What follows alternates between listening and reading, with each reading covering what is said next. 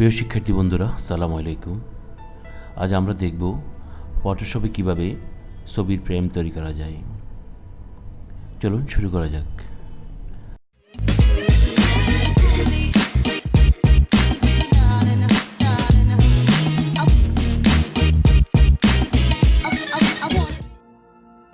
আমি Photoshop open করছি।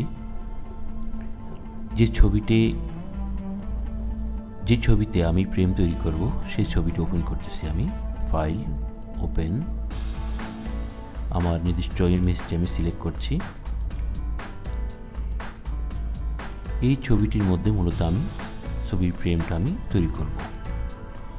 আমি প্রথমে দেখে নিচ্ছি ছবিটির সাইজ কি। আমি ইমেজ সাইজে গিয়ে দেখছি। আমি এটাকে করে নিচ্ছি, উইথ করছি 6, হাইট করতেছি, আমি হাইট করছি 4, রেজলিউশন 72, ওকে।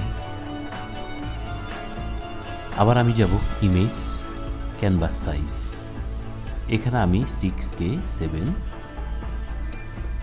এবং 4K 5 করে দিচ্ছি, ওকে। এখান থেকে কালার আপনাদের পছন্দ মতো কালার আপনারা চুজ করতে পারেন,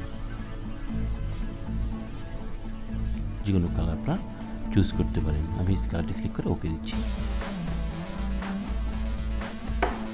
কন্ট্রোল+ দিয়ে আমি একটু বড় করে নিচ্ছি ইমেজটি। এখন লেয়ার প্যাড থেকে ব্যাকগ্রাউন্ড যে লেয়ারটা আছে, লেয়ারটি লক করা, আমি সেটার উপর ডবল ক্লিক করে আনলক করে নিচ্ছি।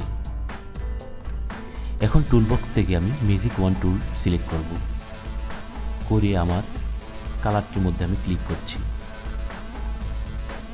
করে কিবোর্ড থেকে Ctrl+C কপি এবং Ctrl+V পেস্ট প্রেস করব।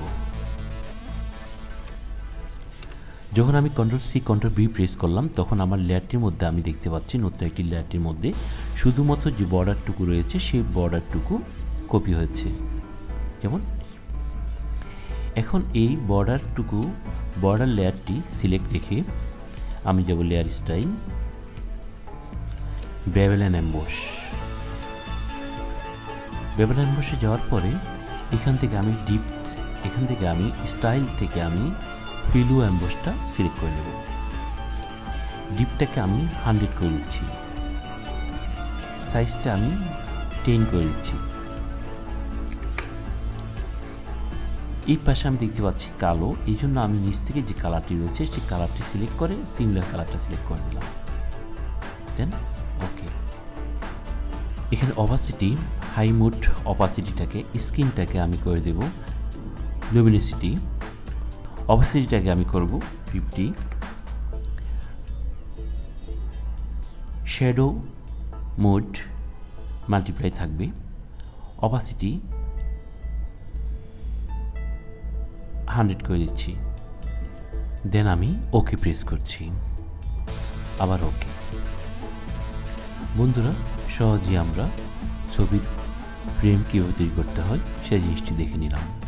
আমার ভিডিওটি যদি আপনাদের ভালো লেগে থাকে তাহলে অবশ্যই লাইক, কমেন্ট এবং সাবস্ক্রাইব করবেন। আগামী ভিডিও পর্যন্ত সবাই ভালো থাকুন। ধন্যবাদ সবাইকে।